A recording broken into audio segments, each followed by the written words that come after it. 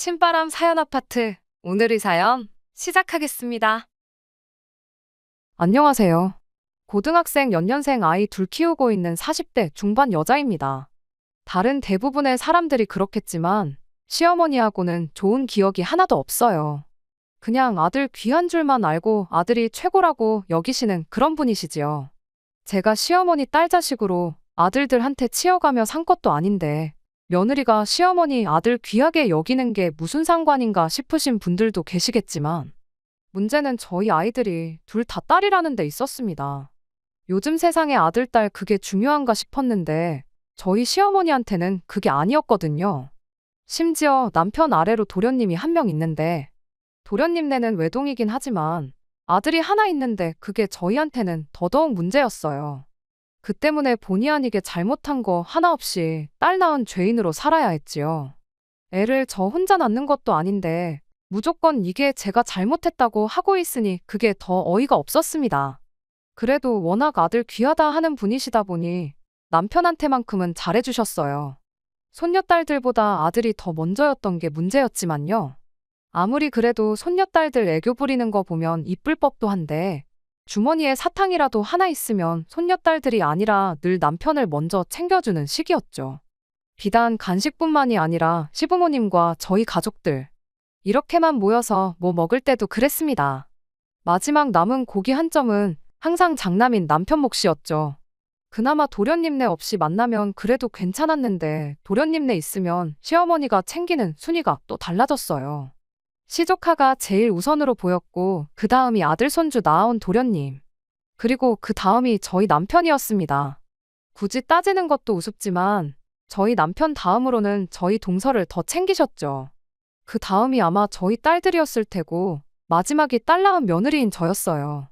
애들한테 엄마가 차별당하고 사는 모습을 보여주는 것도 참 싫었지만 같은 손주들인데 시조카만 예뻐하고 우리 아이들은 안중에도 없는 시어머니를 보는 것도 고역이었습니다. 애들도 애들 나름대로 그게 얼마나 상처가 되었을까 생각하면 제 마음이 다 아팠고요. 그래서 이왕이면 꼭 시댁 식구들을 만나는 자리를 가져야 한다면 도련님네 없이 저희들끼리만 보고 싶었는데 남편은 그놈의 장남 노릇은 꼭 해야겠다고 가족 간의 화합이 제일 중요하다며 늘 자리에 도련님네를 부르는 시기였어요. 애들이 사춘기 지나고부터는 할머니랑 같이 있기 싫다고 가족 모임이 있으면 어떻게든 뺄 생각밖에 안 했는데 그럴 때면 남편이 그런 게 어디 있냐며 애들을 강제로 모임에 데려가고는 했죠. 말만 그렇게 하지 사실은 할머니가 니들을 얼마나 이뻐하시는 줄 아느냐 하는데 애들이 얼마나 와닿는 게 없으면 그렇게 행동을 했겠나요. 그나마 나중엔 공부 때문에 학원을 보내놓기 시작하니 학원 때문에라도 억지로 시댁에 끌고 가는 일은 사라졌네요. 3년 전부터 아버님 건강 상태가 안 좋아지기 시작했어요. 작년부터는 병원 신세를 지셨죠. 그럴 때마다 시어머니는 공공연히 말했어요. 아버님 돌아가시고 돈 나오면 그 돈으로 우리 손자 공부도 시켜주고 유학도 보내줘야겠다고요. 이제는 저도 시어머니가 우리 애들한테는 관심도 없다는 사실이 너무 익숙했다 보니 기분 상할 일도 아니었습니다. 솔직히 기대도 안 했고요. 애들이나마 할머니가 그런 소리 할 때 같은 자리에 없었던 게 천만 다행이지 싶었을 뿐이었죠. 애들도 할머니가 시조카를 자기들보다 훨씬 더 아끼는 거 이미 잘 알지만 유학이 애들 앞에서 사탕 하나 더 주는 정도가 아니니까 말이에요. 이미 대놓고 시조카 유학 보내주겠다 선언을 하셨으니 그냥 그러시려나 보다 하고 덤덤하게 받아들이고 있었는데 그렇게 2달 전 아버님이 결국 돌아가시게 되었고 그로 인해 저희 집에 풍파가 일어나게 되었습니다. 남편이 시어머니를 집에 모셔오겠다고 대놓고 선언을 해버렸거든요. 그게 무슨 소리냐 했더니 시어머니 뜻이 그러하시답니다. 아버님 돌아가시고 혼자 지내기 적적하니 자식들 집에 들어와 사시겠다고요. 100번 양보해서 저도 노년기 우울증이 얼마나 위험한지 어디서 들어가지고 알고 있었다 보니 어머님이 아버님 돌아가신 허전함에 많이 외로우실 수도 있겠다 그렇게 생각은 들었어요. 하지만 이건 경우가 아니다 싶었죠. 아무리 남편이 장남이라고 하지만 장남이라고 해서 딱히 도련님하고 비교했을 때 뭐라도 더 하나 해주신 적 없으셨고 그 후로 도련님이 결혼해서 시조카 태어나고부터는 그나마도 두 아들 차별 없이 비슷하게 해주시던 게 사라지고 거의 모든 걸 도련님 내에 올인하셨거든요. 어디 그뿐인가요? 바로 얼마 전까지도 아버님 돌아가시고 나서 나오는 돈으로 시조카 유학이니 어쩌니 하면서 그 돈까지도 전부 도련님네 쪽에 퍼줄 계획을 가지고 계신데, 자식들 집에 합가하시는 건 오케이지만 한다면 저희 집이 아니라 당연히 도련님네 집으로 들어가야 하는 거 아니겠어요? 이런 것까지 따지자니 좀 그렇지만 저희 집은 애도 둘이라 빈방도 없는데 도련님네는 외동이라 빈방도 하나 있고, 진짜로 시어머니가 유학까지 보내주시게 된다면 그땐 추가적으로 방이 하나 더 생기는 거잖아요. 남편도 시어머니가 도련님네 더 챙기는 거 알고 있으면 딱 부러지게 그렇게 말을 했어야지. 그놈의 장남자리가 밥 먹여주는 것도 아니고 장남 노릇을 해야겠다고 꼭 시어머니를 저희 집에 모셔오겠다니 정말 어이가 없었습니다. 애들도 대번에 싫다고 정색을 했어요. 할머니랑 하루 시간 보내는 것도 싫은데 한 집에 같이 살아야 한다니 더 싫다는 식으로요. 그랬더니 남편이 애들한테는 이러는 겁니다.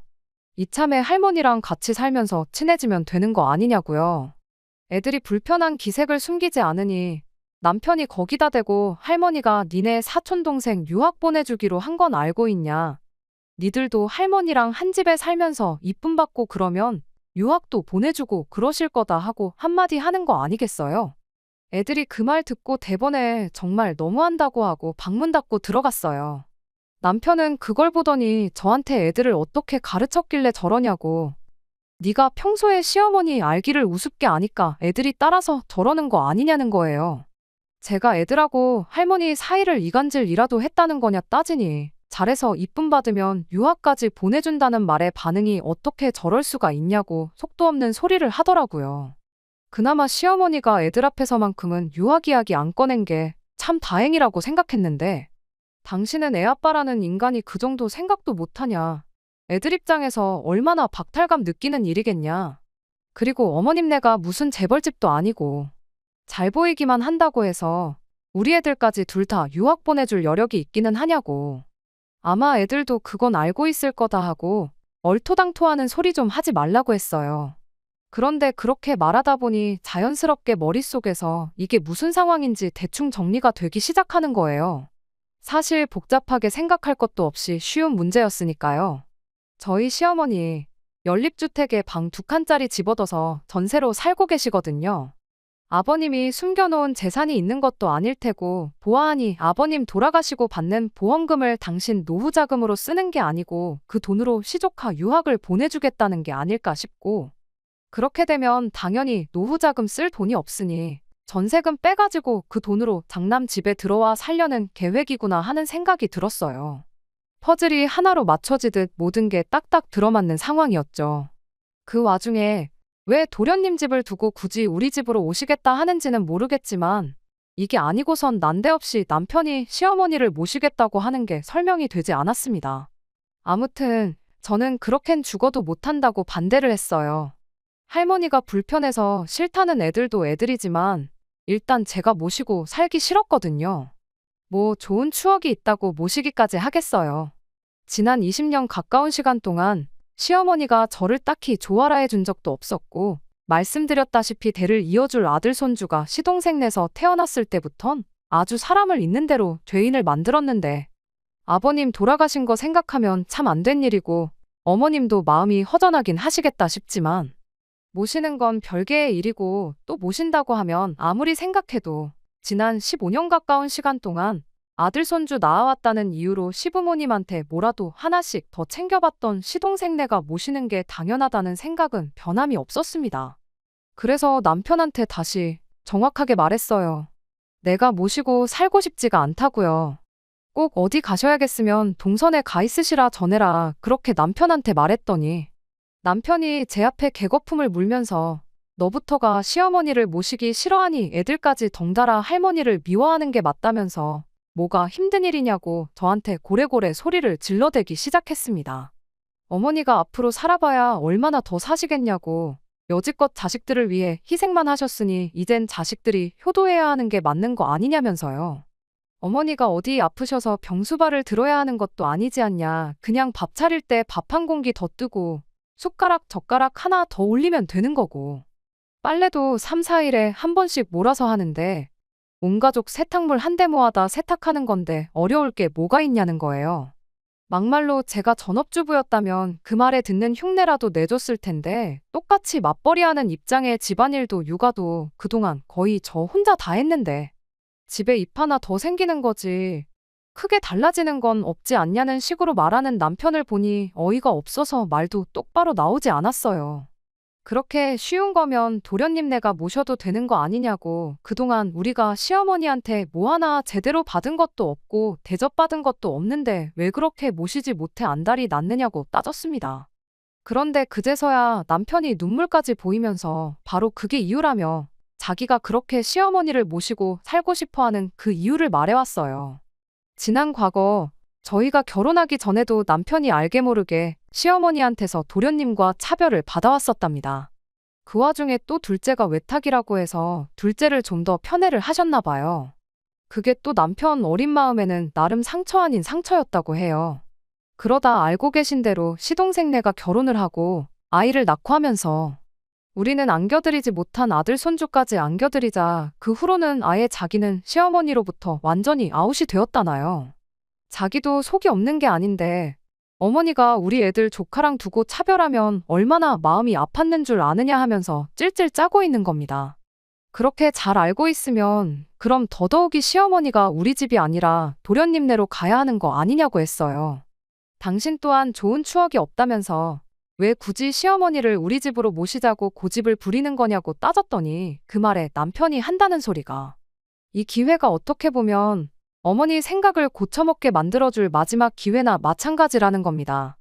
그러니까 아버님이 돌아가시고 정서적으로나 경제적으로 힘들어하실 시어머니를 선뜻 우리 집에 모셔오면 시어머니도 그동안 너무 둘째네만 챙겨주고 편애했던 걸 조금은 후회하고 생각을 고쳐먹지 않으시겠냐는 거예요.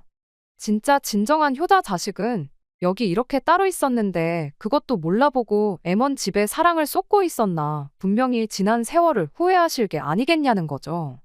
자기도 같은 아들로서 인정받고 싶다고 어떻게 보면 이게 마지막 기회라고 부탁 좀 한다는 겁니다. 애들 유학도 그렇대요. 시어머니가 모아놓은 재산이 많은 것도 아니고 이미 보내주기로 한 시조카 유학 보내주고 나면 살고 계신 집 전세금 빼놓고는 개털인 거 알고 있지만 우리 집에 모시고 살게 되면 적어도 그 전세금은 가지고 들어오실 것 아니냐. 그럼 그 돈으로 유학까지는 아니더라도 학비라도 얼마 조금 보태주실 수도 있겠게 물어보겠답니다. 연애할 때는 물론이고 여지껏 아무리 슬픈 영화를 봐도 눈물 한 방울 찔끔 흘리는 걸 보여준 적 없는 남편이 저렇게 서럽게 말을 하고 있으니 얼마나 진심인지 다 느껴졌어요. 그래서 남편한테 한마디 건네줬습니다. 그렇게 어머님을 꼭 모셔야겠으면 모시고 살라고 말이에요. 당신이 그렇게 효심이 깊은지도 몰랐고 도련님 때문에 그렇게 마음에 상처가 있는 줄 몰랐다고요. 어머님 전세금까지 빼서 우리 애들 학비 대줘봐야 한두 학기 내주는 게 전부 아니겠냐고 뭘 그 돈까지 건들 필요가 뭐가 있느냐 했죠. 애들이 방에서 저희들 이야기를 듣고 있었는지 제 말이 끝나기가 무섭게 뛰쳐나와가지고는 엄마까지 왜 이러냐며 난리법석을 떨기 시작했습니다. 남편은 애들한테 엄마 결정이니 니들도 따라야 하지 않겠냐며 어차피 이제 공부에 전념해야 되니까 둘이 같이 한 방을 써도 문제가 없겠다면서 누구 방을 시어머니한테 양보하겠느냐고 묻더라고요. 애들이 죽어라고 할머니가 가도 그 좋아하는 사촌 동생네 가면 되는 거지. 왜 우리 집에 오셔야 하는 거냐고 목청껏 거부 의사를 표현해대는데 제가 애들 조용히 시키고 남편한테 한마디 했어요. 애들 방을 왜 비워주냐고요. 그 말에 애들도 남편도 동시에 조용해져서는 저를 쳐다보더라고요. 남편이 그럼 안방을 비워드리자는 거냐 아니면 어머니 보고 거실에 이부자리 깔아놓고 살라고 하자는 거냐 따져묻길래 남편한테 다시 한마디 했어요. 어머님이 우리 집에 오실 필요가 뭐가 있겠냐고 당신이 어머님 댁으로 가면 모든 게 깔끔하게 해결되는 거 모르냐고 했죠. 당신 짐 챙기는 거야. 일단 급한 것들만 먼저 가지고 가고 필요한 건 이후에 내가 하나씩 보내줘도 되는 거니까 문제없지만 당장 밥하는 거랑 집안일 하는 거 배우려면 시간이 좀 모자라겠다고 오늘 저녁부터 당신이 준비하는 걸로 하라고 했죠. 반찬이야 내가 할 때 좀 넉넉하게 해서 챙겨줄 테니 그런 부분은 걱정 말라고. 여의치 않으면 뭐 동네 마트에만 가도 간단하게 한 끼 해결할 만한 게 잔뜩인데 어려울 거 없겠다고. 요즘 세상이 많이 좋아져서 다행이라고 그렇게 한마디 해줬죠. 제 말이 끝나니까 할머니랑 같이 못 산다고 노래를 부르던 애들도 순식간에 조용해졌어요. 그런데 남편은 지금 무슨 소리를 하고 있는 거냐고.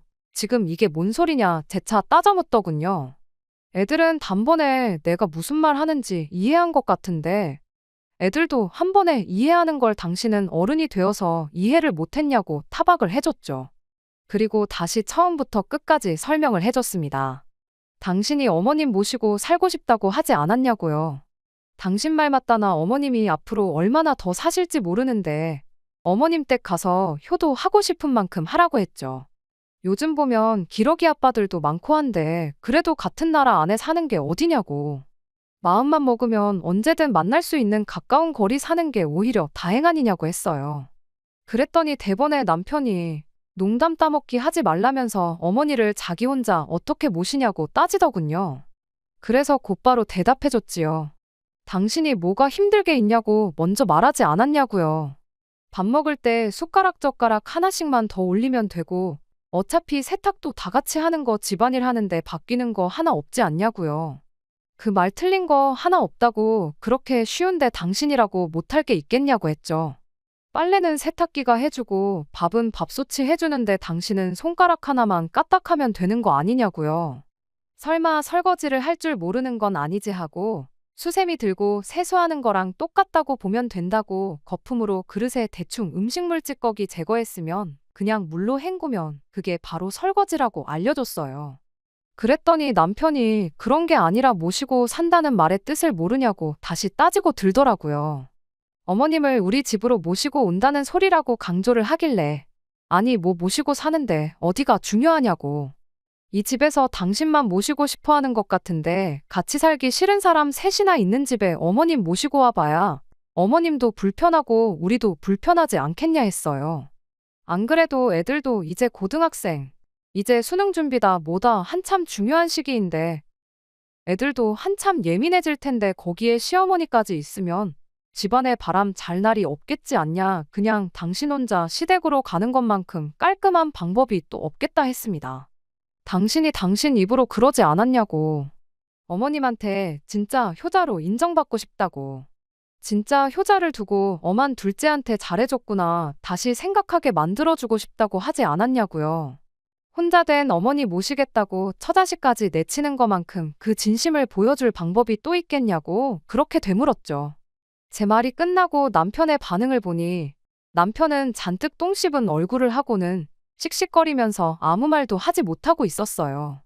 나는 어머님한테 이제 와서 진짜 며느리로 인정받고 싶은 마음도 없고 혹시나 나보고 대신 시어머니 모셔달라고 꺼낸 이야기였으면 그냥 여기까지만 하고 말라고 마지막으로 한마디 했죠. 남편도 자존심이 있으니 이 상황까지 와서 내가 대신 모셔주는 게 아니면 시어머니를 모실 생각이 없다는 말을 하기가 그랬나 봐요.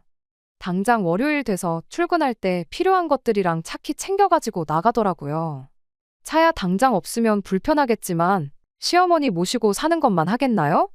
요즘 렌트카도 얼마나 잘 되어 있는데 급하면 그거 빌려다 타면 되고 맞벌이 중인데 제가 벌이가 없는 것도 아닌지라 여차하면 그냥 중고차라도 한 대 뽑으면 그만이다 싶었네요. 애들도 처음엔 아빠가 저러고 나가니까 조금 당황하는 눈치였는데 막상 또 할머니랑 한 집에 살게 될 수도 있다 생각하니 도저히 그럴 수는 없었는지 차라리 잘 됐다 하더군요. 애들 딴에도 남편이 저러다 말겠지 하고 며칠 지나서 아무 일도 없었던 듯 돌아오려나 싶었나 봐요. 저도 남편이 시댁에서 오래 버티지는 못하겠다 싶었고 애아빠 자존심도 있을 텐데 저러다 집에 돌아오면 더 뭐라고 하지는 않고 그냥 아무 일도 없었던 척 지내야겠다 그렇게 생각했습니다. 자기가 잘못 생각했다, 미안하다느니 시어머니 모시고 살자는 말은 두 번 다시 꺼내지 않겠다 그런 사과조차 받을 생각도 없었어요. 그런데 또 그런 저의 예상이 보기 좋게 빗나가고 말았습니다. 그렇게 짐 싸서 시댁으로 향한 지 정확히 3일 지나서 남편이 집에 돌아오기는 했어요. 그런데 혼자 돌아온 게 아니고 시어머니를 기어이 집에 모시고 왔더라고요. 시어머니가 곧 죽어도 나는 이 집에서 살아야겠다, 배째라 하고 들어놓으면 어쩌나 싶었는데 다행이라고 해야 하나. 우리 집에서 살겠다고 쳐들어온 게 아니라 이기적인 며느리 기강 한번 제대로 잡아주려고 오신 거였죠. 집에 들어오자마자 사람을 잡을 듯한 기세로 고래고래 소리를 지르더니 이내 여기 좀 앉아봐라 하고는 바로 이야기를 시작했어요. 이야기는 뭐 그동안 당신이 얼마나 힘들게 살았는지 하는 지리한 이야기들의 연속이었지요. 큰 소리를 낸 게 그냥 기선제압을 하려고 그랬던 거구나 싶을 만큼 평범한 이야기들 뿐이었어요. 결론만 간략히 말하자면 자식이 부모를 모시는 게 당연한 건데 이런 거 저런 거 계산하는 게 이해가 가지 않는다는 소리였습니다. 혼자 된 게 당신이 아니라 저희 친정어머니였다면 제가 과연 똑같이 행동을 했을 거냐, 남편이 저만 친정으로 보내면 그 기분이 어땠을지는 생각을 안 해본 거냐, 그런 말을 하더라고요. 그래서 제가 대답했어요. 친정어머니가 같은 상황이었다고 해도 저는 집에 모셔오지 않았을 거라고요. 아니, 애초에 모신다고 해도 친정어머니셨으면 싫다고 거절하셨을 것 같다고 그렇게 대답을 했죠. 시어머니는 그건 순전히 네 혼자만의 생각이지 않냐며 제가 그냥 당신을 모시기 싫으니까 말을 지어내는 거라고 끝까지 고집을 부리시더군요. 그래서 만에 하나 친정어머니가 혼자 지내는 게 외롭고 힘드셔서 꼭 누군가 옆에 있어줘야 하는 상황이라면 그러면 저는 집에 모시자고 하지 않고 저 혼자라도 친정에 가서 지냈을 것이라 대답했습니다. 애들도 이제 인생에 있어서 정말 중요할 때인데 괜한 걸로 신경 쓰이는 일 만들어서 공부하는데 지장을 주고 싶지 않은 이유도 있다, 그렇게 한마디 했죠. 시어머니가 거기서 만약에 그러면 애들 대학 가고 나서 그 후에 합가를 하는 건 어떻겠냐고 역으로 제안을 해오셨다면 여전히 싫은 건 싫은 거지만 아마 다시 생각은 해보겠다 말하고 좋게 좋게 상황을 넘겼을 수도 있었을 거예요. 하지만 시어머니는 그런 제 말에 이런 식으로 대응을 하시더군요. 여자애들 대학 보내서 뭐에 써먹냐고 말이죠. 여자 인생 뒤움박 팔자라는 말도 못 들어봤냐고. 시집만 잘 보내면 됐지. 뭐하러 돈 아깝게 공부를 시키냐는 거예요. 기껏 비싼 돈 들여서 공부시켜봐야 아무 소용없다고 대학 졸업시키고 취직시켜서 몇 년이나 더 네 품에 있을 것 같냐는 겁니다. 시집가면 남의 집 사람 되는 건데 공부시켜봐야 남 좋은 일 시키는 거라고요.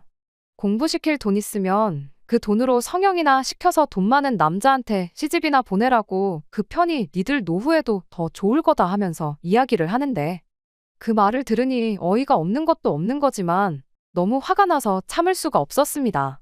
그 와중에 아빠라고 있는 게 아무리 자기 어머니라도 그렇지 자기 자식들을 그런 취급하면서 악담이나 마찬가지인 소리를 늘어놓고 있는데 아무 말도 안 하고 옆에 있는 게 그렇게 꼴보기 싫을 수가 없었어요. 그 말을 들으니 더더욱이 이분을 아무리 내 시어머니라고 해도 내 집에 모시고 살고 싶은 생각이 싹 사라졌어요. 그간 우리 아이들 차별하고 그런 것부터 해서 제가 당해온 취급까지 지난날에 서운했던 것들이 한순간에 머릿속을 지나가는데 한마디 하지 않을 수가 없었죠. 열받은 만큼 제 말투도 굉장히 날카로워졌어요. 합가 강요가 이혼 사유인 건 혹시 알고 계시냐고. 어머니 모시고 살고 싶다는 효자 아들 품에 보내드렸는데 뭐가 문제라서 이렇게 집까지 찾아오셔서 봉양을 강요하시냐고요. 막말로 저한테 뭐 하나 잘해주신 적 없는데 그렇게 지난 세월 싸고 돌던 아들 손주 낳아온 동서네가 있는데 왜 합가는 우리 집에서 하려고 하시냐. 일 없으니까 그만 물어보시고 장남하고 같이 살기 싫으시면 남편도 도로 여기 보내시고 그냥 혼자서 지내시라고 강하게 한마디 해버렸습니다. 시어머니 반응은 뭐 말할 것도 없었지요. 제가 이혼하겠다고 먼저 말을 꺼낸 것도 아닌데 지금 이혼을 걸고 시어미를 협박하는 거냐 하면서 노발대발 난리도 아니었어요. 내가 너한테 잘해준 게 없긴 왜 없냐면서 아들도 못 낳아오는 거 맏며느리라고 대우해줬건만 은혜도 모르고 배은망덕하게 시어미를 가르치려 든다면서 말 잘했다고 어디 너 하나만 며느리냐고 합가는 둘째네 가서 할 테니 니들은 앞으로 평생 내 도움 하나 받을 생각 말라고 고래고래 소리를 치셨어요.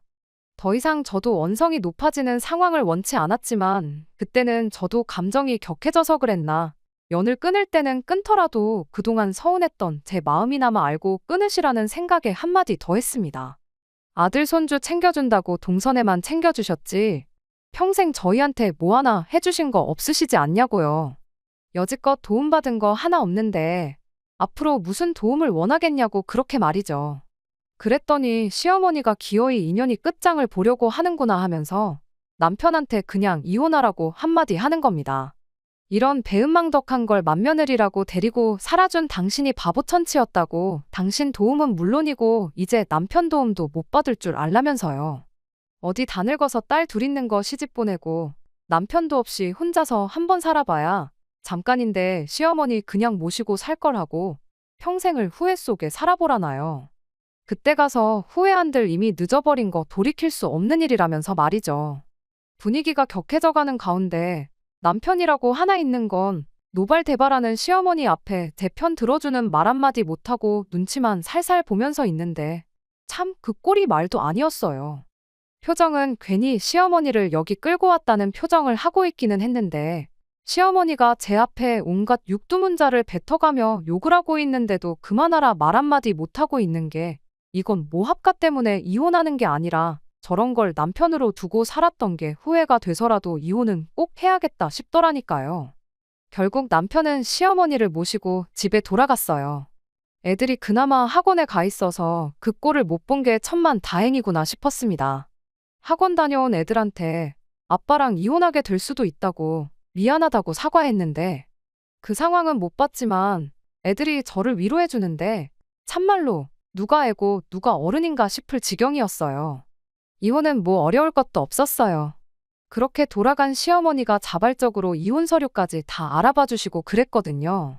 결혼할 때 남편이 좀 더 해오긴 했지만 여지껏 맞벌이하면서 육아에 살림까지 다 도맡아 했다 보니 의외로 재산 분할은 반반씩 나눠올 수 있었어요. 얼마 남지도 않았지만 애들 19살 될 때까지 양육비도 받기로 했고요. 네가 안 모시면 둘째네 가서 살겠다시다더니 숙려기간 끝나고 마지막 서류 제출하러 가는 동안까지 남편은 시어머니 집에서 둘이서 같이 살고 있었습니다. 일이 어떻게 돌아가고 있던 건지 딱히 궁금하지도 않았고 결국엔 합가 문제로 이혼까지 결정한 남편이 어떻게 지내는지 제가 알 바도 아니라 신경도 안 쓰고 그렇게 살았어요. 그런데 이혼까지 끝나 완전히 갈라선 지 2달도 안 된 시점인 얼마 전 집에 남편이 찾아왔어요. 말은 애들 보고 싶어 왔다고 하는데 집에 갈 시간이 넘었는데도 애들한테 아빠가 좀 더 있으면 좋겠지 않냐느니 저한테는 자고 가면 안 되냐느니 하면서 질척대는 거예요. 똥마려운 강아지 마냥 무슨 말을 하고 싶은데 못하고 있는 게 너무 티가 나서 할 말 있으면 해보라고 말했죠. 그제서야 남편이 어떤 상황인지 말을 해주더군요. 일단 제 앞에 큰소리 친 대로 시동생네에 합가를 할 생각이었다나 봐요. 시어머니가 해준 게 워낙에 많아서 그런지 합가하자는 말에 선뜻 그렇게 하겠다고 나왔었나 보고요. 그런데 이제 시동생 입장에서는 남편이 조금 부담스럽긴 했는가 봅니다. 그런데 시어머니 고집에 그날 저한테 이혼당해서 평생 후회하면서 살라고 그렇게 고래고래 소리를 질러댔는데 이제 와서 둘째네 합가하겠다고 남편을 저한테 다시 보내는 게 조금 자존심이 상했었나 봐요. 남편도 혼자 살아야 되면 굳이 이혼까지 할 필요가 없었던 거니 난감한 상황이었고요.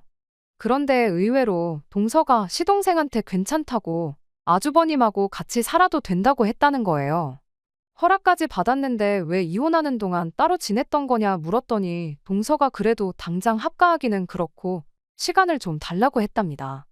그때는 그냥 들어와 살면 되는 거 시간까지 필요한 일인가 싶었는데 신세지게 되는 입장이었다 보니까 일단은 하자는 대로 하기로 했었나 봐요. 그런데 알고 보니 동서도 다 계획이 있던 거예요. 혼자 된 시어머니 모시고 사는 것도 버거운데 거기에 이혼당한 아주버님까지 딸려서 온다니 얼마나 싫었겠어요. 그래도 자식 공부시킬 생각에 거절을 못하고 그러라고 억지로 대답했던 거였죠. 왜 과거에 아버님 병중에 시어머니가 했던 말이 있었잖아요. 아버님 돌아가시면 돈 나오는 걸로 아들 손주 유학 보내주겠다는 그 말이요. 거절했다간 아들 유학은 물 건너가는 일이구나 싶어서 일단 두 사람 다 들어와 살라 말하고 시간을 달라고 했던 겁니다. 그리고 시어머니와 남편이 시동생 집에 들어가게 되었을 때 시간을 달라고 했던 말의 의미를 알게 되었던 거죠. 동서가 시조카 데리고 같이 미국으로 가버렸거든요. 유학 자금이야 시어머니가 주기로 했으니까 도련님 기러기 아빠 만들어 놓고 그렇게 한국에 아들만 남겨놓고 보호자 자격으로 아이 데리고 같이 유학길에 올라버린 거죠.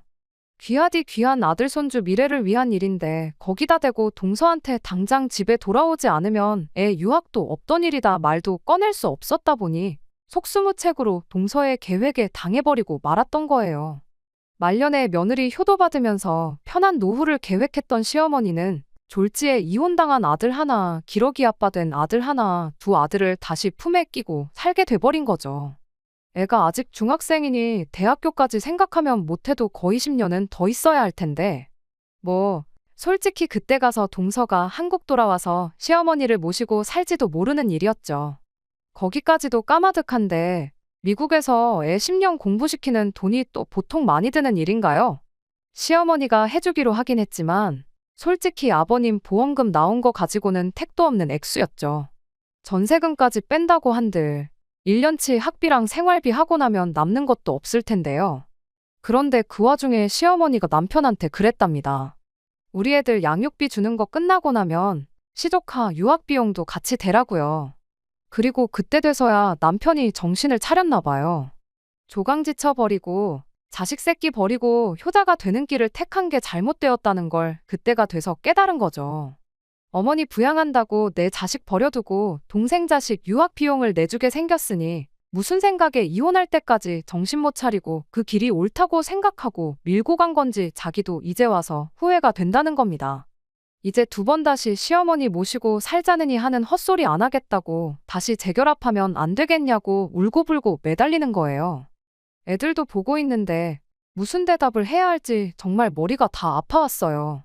그래도 일단 아닌 건 아닌 거다 싶어서 자고 가겠다는 남편에게 나중에 다시 이야기하자 한마디 해주고 집으로 돌려보냈습니다. 애들도 이 상황을 다 알게 되었다 보니 다시 재결합하자는 남편의 제안을 애들 앞에서 거절하면 애들도 애들 나름대로 상처가 되지 않을까 싶어서 조심스러웠어요. 그런데 애들이 먼저 말을 해주더라고요. 아빠랑 다시 살아도 그만, 아니어도 그만이라고요. 자기들은 제 행복이 제일 우선이라나요? 그동안 자기들도 할머니한테 딸손 주라고 대놓고 차별당하면서 동시에 아들 못 낳아온 며느리라고 자기 엄마가 할머니한테 당해온 걸 보고 자라왔고 그러는 와중에 남편이 단 한 번도 제 편을 들어줬던 적이 없던 걸 너무나도 잘 알고 있다 보니 거기에 그것도 모자라 할머니 모시고 살겠다는 고집에 이혼까지 선택했는데 다시 합친다고 한들 제 인생이 행복해지지는 않을 것 같다는 거예요. 아빠를 생각하면 합치라고 하는 게 맞지만 엄마 생각하면 그게 아니라고. 적어도 아빠는 아빠 스스로 할머니를 선택한 거 아니냐, 다시 합치겠다는 것도 우리 때문이라기보단 그 와중에 사촌 동생, 그러니까 시조카 유학비부터 챙기는 할머니한테 실망해서 다시 돌아오고 싶다는 건데 돈 문제야 그쪽에서 그쪽 사람들끼리 다시 이야기하면 되는 거 아니겠냐. 그것만 아니면 아빠는 그 집에서 행복할 수 있는데 엄마는 혼자 사는 게 더 행복한 거 아니겠냐 하고는 어떤 결정을 해도 자기들은 제 편을 들어줄 테니 부담 갖지 말고 제 마음이 가는 대로 선택하라고 그렇게 한마디 해주대요. 복잡한 제 머릿속을 다른 사람도 아니고 아직도 애들이라고 생각했던 우리 딸들이 정리해줄 줄은 저도 생각 못했어요.